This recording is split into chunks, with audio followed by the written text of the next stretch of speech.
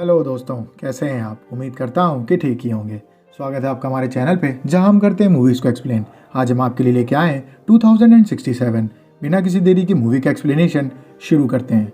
Movie की start में हमें बताया जाता है कि अर्थ का एटमॉस्फेयर क्रैश कर चुका है और चारों तरफ आग लग चुकी है। इस वजह से ऑक्सीजन धीमे धीमे ख़त्म हो रही है। ऐसे में ऑस्ट्रेलिया के एक शहर में ये ऑक्सीजन बची है क्योंकि वहाँ के लोगों ने आर्टिफिशियल ऑक्सीजन बना ली है और वो इसमें सफलता पा चुके हैं। लेकिन ये बहुत ही कॉस्टली काम है और उसके साथ साथ इसके बाद एक बीमारी भी जनरेट हो चुकी है उस ऑक्सीजन से, जो कि एक एक करके लोगों को मार रही है। ऐसे में ईथन जो वहाँ पे रहता है उसकी वाइफ को भी ये बीमारी हो चुकी होती है।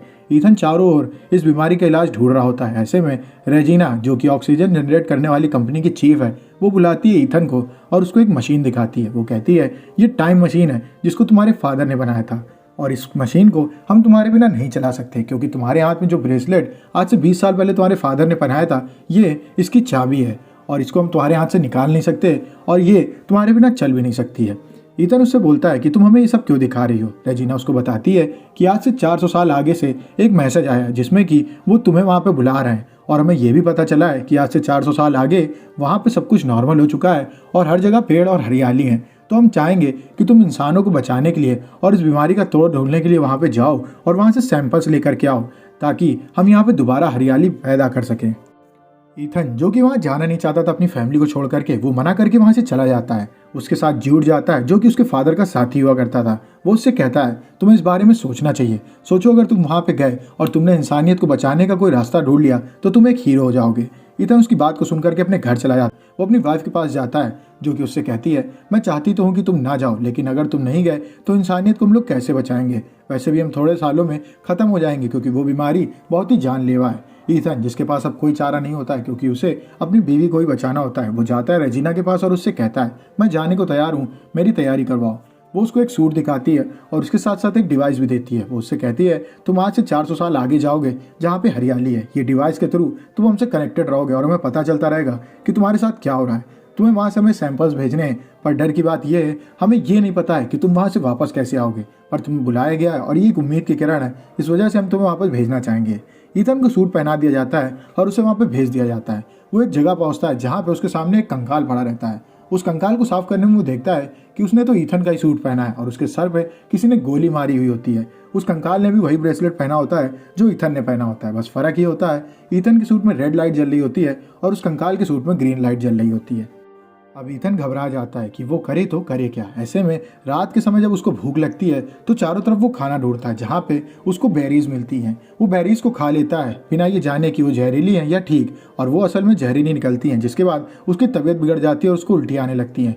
डिवाइस से साल 2067 में सब लोग ये सब देख रहे होते हैं, जिसके बाद वो जूड को वहाँ पे ईथन की हेल्प करने के लिए भेजते हैं। जूड वहाँ पे पहुँचता है और वो ईथन को देखता है। ईथन अब ठीक हो गया होता है। इसके बाद वो लोग वापस उस लैब के पास जाते हैं जहाँ पे अब एक लेज़र लाइट निकलती है और वो ईथन की आँख को स्कैन करती है और लैब खुल जाती है। लैब के खुलने के बाद उसके अंदर जाते हैं जहाँ उन्हें पता चलता है कि ये तो साल 2067 वाली लैब है, बस ये पूरी तरीके से बंजर हो चुकी है और वहाँ पे वो टाइम मशीन भी रखी होती है। अब उनके पास वापस जाने का एक रास्ता होता है, लेकिन दिक्कत ये है कि वो 4 घंटे बाद बंद हो जाएगी। उसमें कुछ इस तरीके का काउंटडाउन लगा होता है। ईथन अब घबरा जाता है कि अब वो करे तो करे क्या। जूड उससे कहता है जल्दी से सैंपल लेते हैं और यहाँ से वापस चलते हैं। ऐसे में ईथन देखता है कि सैंपल लेने वाली मशीन ही खराब हो चुकी है।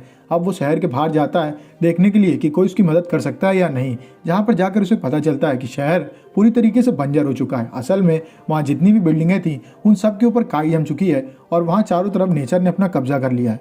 वो अपने घर जाता है जहाँ पे वो देखता है कि पूरा का पूरा घर टूटा हुआ है। उसको ये बात पता चल जाती है कि इंसान खत्म हो चुके हैं और उनके खत्म होने के बाद धरती ने दोबारा नेचर को पैदा किया है। वो उस मशीन को उठाता है और उससे रिकॉर्डिंग को सुनता है जो कि उसे अपने स्केलेटन के पास मिली होती है। उस रिकॉर्डिंग में उसको पता चलता है कि उसको गोली मारने वाला कोई और नहीं, असल में जूड ही रहता है। इतनी देर में जूड उसके पास आ जाता है और वो उसके ऊपर गन तान देता है और उससे कहता है या तो मशीन ठीक कर दो या तो मारे जाओ। वो उसको कन्विंस कर लेता है और उससे कहता है मैं सैंपल वाली मशीन को ठीक कर लूँगा, उसके बाद हम यहाँ से निकल लेंगे। वो वापस लैब में जाते हैं जहाँ पे वो देखते हैं कि अब उनके पास सिर्फ 37 मिनट हैं। जूड जान जाता है कि मशीन इतनी जल्दी ठीक नहीं होने वाली, उसको अब वापस घर में जाना होता है। ऐसे में ईथन, जिसको एक क्यूरियोसिटी होती है इस बात की कि क्यों ईथन ने उसको गोली मार दी, वो जूड को लेके जाता है एक दरवाजे के पास और उसको वहीं पे बंद कर देता है। इसके बाद वो वहाँ मशीन को चारों तरफ बंद कर देता है और उस डिवाइस को ऑन कर देता है जो उसे अपने स्केलेटन के पास मिला होता है।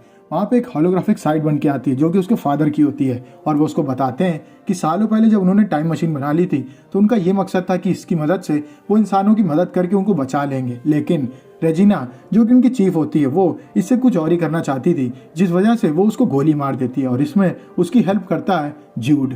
इसके बाद उसका फादर जब जान जाता है उसके पास अब कोई और चारा नहीं है, तो वो ईथन के हाथ में डिवाइस लगा देता है मरने से पहले, और उसके फादर की मौत हो जाती है।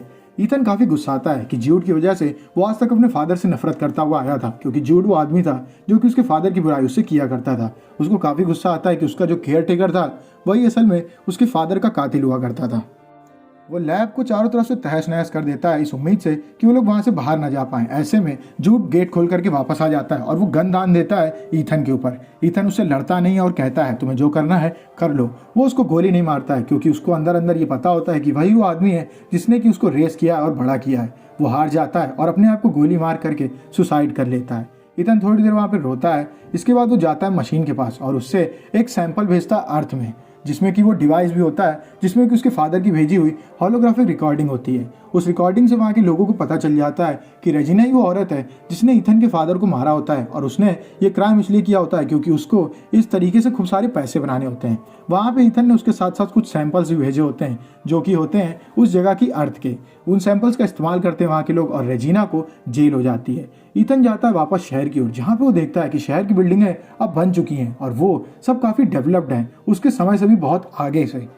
ईथन को पता चल जाता है कि उसने जो सैंपल्स भेजे थे उनका इस्तेमाल करके यहाँ की अर्थ का भी डेवलपमेंट हो गया और इंसान अभी जिंदा है। बस दिक्कत ये होती है कि ईथन को ये नहीं पता है कि यहाँ पे अब वो सर्वाइव कैसे करेगा।